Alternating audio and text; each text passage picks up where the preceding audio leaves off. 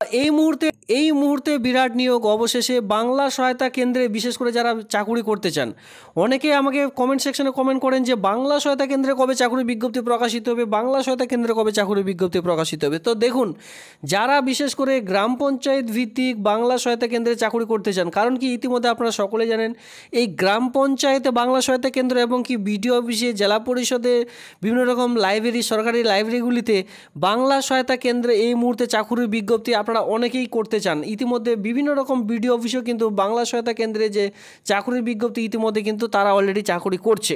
তো এইরকম চাকুরি অনেকে এখন করতে যাচ্ছেন, যেখানে সকলেই কিন্তু বেশিরভাগ 50% মানুষজন কিন্তু বাংলা সহায়তা কেন্দ্র নিয়ে কমেন্ট সেকশনে কমেন্ট করছেন। তো দেখুন, ইতিমধ্যে যারা বাংলা সহায়তা কেন্দ্রে চাকুরি করতে চান ইতিমধ্যে আপনাদের জন্য একটি বিরাট চাকুরির বিজ্ঞপ্তি নিয়ে চলে এসেছি, যেখানে বাংলা সহায়তা কেন্দ্রের মতো কিন্তু এই যে ডেটা এন্ট্রি অপারেটর পোস্টে আপনারা বিশেষ করে যারা চাকুরি করতে চান, বাংলা সহায়তা কেন্দ্র পোস্ট কি DEO, data entry operator, same পোস্টে কিন্তু আপনারা চাকুরি পেয়ে যাচ্ছেন। খুবই গুরুত্বপূর্ণ একটি চাকুরির বিজ্ঞপ্তি। আমি আপনাদের দেখিয়ে দেবো কী করে আবেদনটি করবেন, আবেদনের প্রসেস কী রয়েছে, শিক্ষাগত যোগ্যতা আপনাদের কী লাগবে, কোথায় গিয়ে ফর্মগুলি জমা করবেন, কোথায় পাবেন, সমস্ত রকম জানাবো আজকের একটি ভিডিওর মাধ্যমে।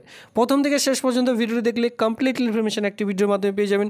সাথে সাথে যে সকল বন্ধুরা একেবারে নতুন রয়েছেন এই কেবি বাংলা চ্যানেলটিকে সাবস্ক্রাইব করে দিয়ে আমার সঙ্গে থাকুন এমনই নিত্য নতুন ভিডিও সবার আগে দেখবার জন্য। তো চলো সরাসরি সেই যে রিক্রুটমেন্ট, সেই রিক্রুটমেন্টটিকে দেখে নেওয়া যাক। আর এটা কিন্তু বাংলা সহায়তা কেন্দ্র চাকুরি নয়, তবে বাংলা সহায়তা কেন্দ্রের মতোই কিন্তু পোস্টে আপনারা কাজ পাবেন। কোথায়?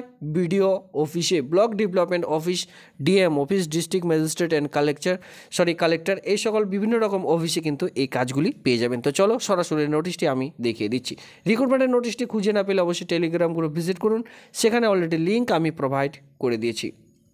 প্রথমেই বলে রাখি লাস্ট ডেট কী রয়েছে, কারণ অনেকে বলছেন যে লাস্ট ডেট কী রয়েছে। দেখুন, লাস্ট ডেট কী রয়েছে সেটা দেখতে পাচ্ছেন 27/8/2025। এটা কিন্তু আজকে থেকে আবেদন শুরু হয়েছে আর আবেদনটি চলবে 27/8/2025। একেবারে ফ্রেশ নতুন একটি চাকুরির বিজ্ঞপ্তি। এই মাসের 27 তারিখ পর্যন্ত 5:30 পর্যন্ত যে ফর্ম, সে সকল ফর্ম কিন্তু জমা নেওয়ার কাজ চলবে। মানে বুঝে গেছেন এই যে আবেদন, এটি কিন্তু অফলাইনের মাধ্যমেই কমপ্লিট করতে হচ্ছে। তো ইনফরমেশন আমি আপনাদের এক এক করে দিয়ে দিচ্ছি, গুরুত্বপূর্ণ ইনফরমেশনগুলি।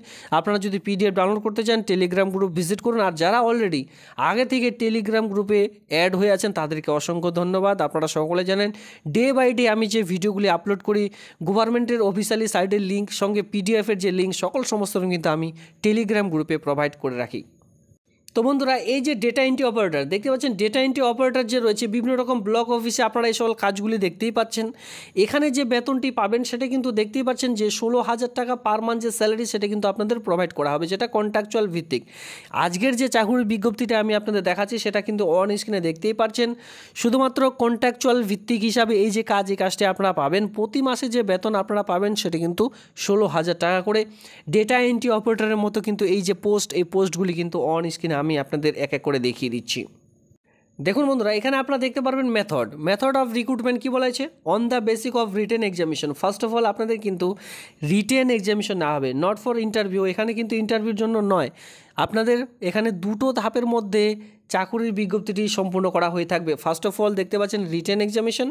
এবার রিটেন এক্সামিনেশনে যারা উত্তীর্ণ হবেন তারাই কিন্তু পরবর্তীতে যে কম্পিউটার টেস্ট, যেটা 15 মার্ক থাকবে, এবং ভিভা ভয়েস রয়েছে আপনাদের, এই সকল আপনারা কিন্তু ফার্স্টে রিটেন টেস্টে উত্তীর্ণ হবে, তারপরে কিন্তু এই সকল এক্সামিনেশনের জন্য আপনারা ডাক পাবেন পরবর্তীতে।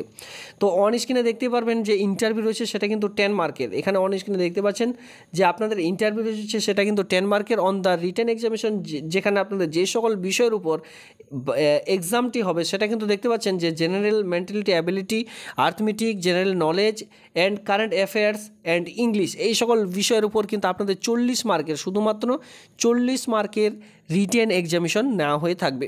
মেন এখানে কিন্তু আপনাদের কম্পিউটার টেস্ট, কারণ ডেটা এন্ট্রি অপারেটরের ক্ষেত্রে কম্পিউটার টেস্টেই কিন্তু মেন।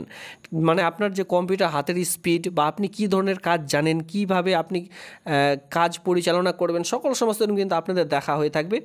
সমস্ত রকম মিলে আপনারা 50 মার্ক এখানে থাকছে শুধুমাত্র কম্পিউটার টেস্টের বেলায়। তো তার আগে আপনাদের জয়ী হতে হবে 40 মার্কের এক্সামে। ঠিক আছে। তো অবশ্যই এই সকল বিষয়ের উপর আগে থেকে যারা বিশেষ করে আবেদনটি করবেন আগে থেকে কিন্তু প্রিপারেশন নেবেন। এই 40 মার্কের একবার কিন্তু মেরিট লিস্টে নাম চলে আসলে পরবর্তীতে 15 মার্কে আপনার কম্পিউটার টেস্ট দিতে পারবেন। তারাই শুধুমাত্র এই কম্পিউটার টেস্ট দিতে পারবেন যাদের অলরেডি এক্সপিরিয়েন্স রয়েছে, কাজের অভিজ্ঞতা রয়েছে, তারা এই সকল পোস্টের জন্য আবেদন করবেন। ঠিক আছে, কম্পিউটার টেস্ট 15 মার্কের, তারপরে কিন্তু 10 মার্কে দেখতে পাচ্ছেন ইন্টারভিউ, এরপরেই কিন্তু সিলেকশন প্রসেস। তো আবেদনটি করতে হচ্ছে পুরোপুরি অফলাইনের মাধ্যমে। ডান সাইডে দেখতে পাচ্ছেন একটি পাসপোর্ট মাপের ছবি জায়গা রয়েছে যেখানে আঠা দিয়ে পেস্ট করবেন। নেম অফ দ্য অ্যাপ্লিকেশন দেখতে পাচ্ছেন ইন ব্লক লেটার, এখানে আপনার নাম বসাতে হবে। ফাদার্স নেম এখানে আপনার বাবার নামটি বসিয়ে দিলেন। প্রেজেন্ট অ্যাড্রেস দেখতে পাচ্ছেন এখানে আপনার পুরো অ্যাড্রেস ফিল করতে হবে। Village, post office, police station, district, pincode, number, সমস্ত রকম কিন্তু আপনারা এক এক করে ফিল করে দেবেন। এবার এই যে ফিলগুলি করবেন প্রত্যেকটি কিন্তু ব্লক লেটারে ফিল আপ করবেন, তাহলে কী হবে আপনার যে ফর্ম সেটা কিন্তু রিজেক্ট হওয়ার চান্স খুব কম থাকবে। এবার যদি এখানে আপনারা স্মল লেটারে ফিল করছেন সেক্ষেত্রে কিন্তু সেই সকল ফর্মগুলি বেশিরভাগ রিজেক্ট হওয়ার চান্স থাকে, কারণ অনেক সময় বোঝা যায় না যে আপনি কি সেখানে লিখেছেন। তো সেক্ষেত্রে ব্লক লেটারে পুরো ফর্মটি ফিল করবেন, এতে করে আপনারই সুবিধা হবে।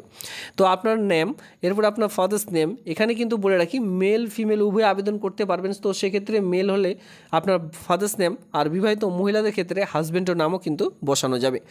সেক্ষেত্রে অবশ্যই আধার কার্ডে হাজব্যান্ডের নাম থাকা বাধ্যতামূলক। আধার কার্ড নইলে ভোটার কার্ড এই সকল কিন্তু ডকুমেন্টস আপনাদের লাগবে যাতে করে স্বামীর নাম থাকে। তো তারপরেই কিন্তু আপনারা এখানে হাজব্যান্ডের নাম বসাতে পারবেন, নইলে ফাদার্স নেমই বসাবেন। এরপরে দেখতে পাচ্ছেন প্রেজেন্ট অ্যাড্রেস, বর্তমান ঠিকানা আপনার কি রয়েছে পুরো ঠিকানা ফিল করতে হবে। Village, post office, police station, সঙ্গে ডিস্ট্রিক্টের পর আপনারা যেটা সর্বশেষে বসাবেন সেটা হচ্ছে পিনকোড নাম্বার। ক্লিয়ার? এরপরে দেখতে পারবেন পার্মানেন্ট অ্যাড্রেস যদি শ্যাম হয়, অনেকে কী করছেন ডু লিখে দিচ্ছেন, এটাও কিন্তু করবেন না। এখানে পুরো ফিল করে দেবেন, যেহেতু জায়গা রয়েছে village, post office, police station, district, pincode number, সমস্ত রকম আপনারা এক এক করে ফিল করে দিলেন। এরপরে রয়েছে ডেট অফ বার্থ, আপনার কাছে যে অ্যাডমিট রয়েছে সেই অ্যাডমিট কার্ড অনুযায়ী ডেট, মান্থ, ইয়ার এক এক করে বসে দিলেন। 1/1/2025 অনুযায়ী টোটাল বয়স কত সেটা এখানে ক্যালকুলেট করে বসাতে হবে। এরপরে কাস্ট, সকল ধরনের কাস্টের জন্য পোস্ট রয়েছে। এবার এসসি দিতে পারেন, যারা এসসি দেবেন, এসটি হলে এসটি, ওবিসি হলে ওবিসি এ, ওবিসি বি, যেটা হয় সেটা আপনারা দিয়ে দিলেন। এডুকেশনাল কোয়ালিফিকেশন 10, 12, গ্র্যাজুয়েশন যতদূর কোয়ালিফিকেশন রয়েছে এখানে কিন্তু এক এক করে বিলো মানে নিচের দিকে বসাতে বলা হয়েছে, কারণ এখানে অলরেডি আপনাদের বসানোর জন্য জায়গা রয়েছে। তো সেক্ষেত্রে 1 নম্বরে দিলেন মাধ্যমিক পাস, দেখতে পাচ্ছেন examination pass, MP. Name of the board, university যে বোর্ডের আন্ডারে পাস করেছেন, যদি স্কুল বোর্ডের আন্ডারে পাস করে থাকেন যেটা WBBSE, West Bengal board of secondary education, year of passing কত সালে পাস করেছেন, টোটাল মার্ক কতর মধ্যে পরীক্ষা ছিল, মার্ক অফ 10 তার মধ্যে আপনি কত পেয়েছেন, পার্সেন্টেজ অফ মার্ক কত পার্সেন্টেজ মার্ক নিয়ে আপনি পাস করেছেন। এইভাবে করে যখন আপনারা মাধ্যমিক ফিল করলেন, মাধ্যমিক পর এখানে উচ্চ মাধ্যমিক, BA, MA যতদূর করেছেন কোয়ালিফিকেশন সেই অনুযায়ী বসিয়ে দেবেন। আমি এখানে দেখাবো কোন কোয়ালিফিকেশন প্রয়োজন পড়ছে। Qualification of the computer course অবশ্যই লাগবে, যাদের কম্পিউটার নেই তারা কিন্তু আবেদনটি করতে পারবেন না। আগে কম্পিউটার সার্টিফিকেট আপনারা বের করুন, তারপরে আবেদনটি করতে পারবেন। Name of the computer course, যে কোর্সটি করেছেন, ডিউরেশন অফ দ্য কোর্স 1 ইয়ার নাকি 6 মান্থের করেছেন সেটা এখানে বসাতে বলা হয়েছে। নেম অফ দ্য ইনস্টিটিউট, কোন ইনস্টিটিউট মানে কোন কম্পিউটার সেন্টার থেকে আপনি পাস করেছেন সেটা বসাতে বলা হয়েছে। ওয়ার্কিং এক্সপিরিয়েন্স, যাদের কাজের অভিজ্ঞতা রয়েছে তারা এই ঘরটি ফিল করবেন। তার সঙ্গে অবশ্যই যারা এই ঘরটি ফিল করবেন অবশ্যই আপনাদের কিন্তু সেই সকল ডকুমেন্টস এখানে অ্যাটাচ করতে হবে ফর্মটির সঙ্গে। সিগনেচার অফ দ্য অ্যাপ্লিকেন্ট, পুরো সিগনেচার করে দিলেন, ডেট প্লেস দিবেন, এরপর আপনার কন্ট্যাক্ট মানে মোবাইল নাম্বারটি এখানে বসাতে হবে। এর সঙ্গে যাবতীয় ডকুমেন্টস যেমন এইজ প্রুফ হিসাবে দিতে হবে, এডুকেশনাল কোয়ালিফিকেশন দিতে হবে, এসেন্সিয়াল কোয়ালিফিকেশন, SDO কনসার্ট যেটা প্রুফ অফ রেসিডেন্সিয়াল সার্টিফিকেট দিতে হবে, যেটা কিন্তু আপনারা এখানে দিতে পারেন SDOর রেসিডেন্সিয়াল যেটা সার্টিফিকেট হয় সেটা দিতে পারেন। Voter card, proof of age, voter অথবা আধার কার্ড দিতে পারেন। প্রুফ অফ এজ হিসাবে মাধ্যমিকের অ্যাডমিট কার্ড দিতে পারেন। এডুকেশনাল কোয়ালিফিকেশন দিতে হবে, knowledge in computer, experience certificate যাদের রয়েছে, caste certificate or other, 1 extra passport size photograph, এখানে একটি পাসপোর্ট মাপের যে ছবি সেটা কিন্তু আলাদাভাবে দিতে হবে। Self involve with required postal stamp, এখানে কি বলা আছে আপনাদের কিন্তু যে খামটিতে ভরে আপনার ফর্মটি জমা করবেন সেই খামটির ভিতরে অতিরিক্ত আরেকটি খাম দিতে হবে, যেখানে যে পোস্টাল স্ট্যাম্পগুলি হয় সেই স্ট্যাম্পগুলি লাগিয়ে দিতে হবে এবং পুরো অ্যাড্রেস আপনার সেখানে লিখে দিয়ে সেই খামের ভিতরে দিতে হবে। দিয়ে আপনাদের যেই যেখানে জমা করতে হবে, the application must be through the registered post by India post only. মাথায় রাখবেন ফর্মটি জমা করতে পারবেন রেজিস্টার্ড পোস্ট অথবা ইন্ডিয়ান পোস্টের মাধ্যমে। নো কুরিয়ার সার্ভিস, আলাদা কোনো রকম কুরিয়ারভাবে আপনারা যদি ফর্মটি জমা করছেন তাহলে কিন্তু আবেদনপত্র একেবারে রিজেক্ট করে দেওয়া হবে। যে ঠিকানায় আপনাদের পাঠাতে হবে এ হচ্ছে আপনাদের ঠিকানা, লাস্ট ডেট এখানে দেখতে পাচ্ছেন। এবার কথা হলো যে এই যে আবেদন, এই আবেদনটি জলপাইগুড়ি জেলায় প্রকাশিত হয়েছে। যে পোস্টের নাম রয়েছে সেটা হচ্ছে ডাটা ম্যানেজার পোস্টের জন্য। ইতিমধ্যে ডেটা ম্যানেজার পোস্টের জন্য চাকরি বিজ্ঞপ্তি দেখতে পারবেন।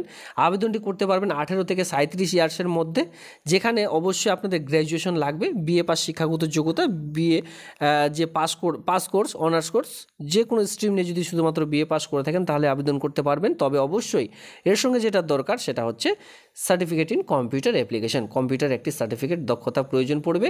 পার্মানেন্ট রেসিডেন্স অফ জলপাইগুড়ি ডিস্ট্রিক্টের স্থানীয় বাসিন্দা হতে হবে, তারপরে আবেদনটি করতে পারবেন। মিনিমাম 1 বছরে কাজ করার যে অভিজ্ঞতা সেটা কিন্তু থাকতে হবে, তাহলে আবেদনটি করে নিতে পারবেন। জাস্ট ছোট্ট একটি ক্রাইটেরিয়া আপনাদের চাওয়া হয়েছে, 18 থেকে 37 ইয়ার্সের মধ্যে মেল ফিমেল উভয়ই কিন্তু এই সকল পোস্টের জন্য আবেদনটি করে নিতে পারবেন।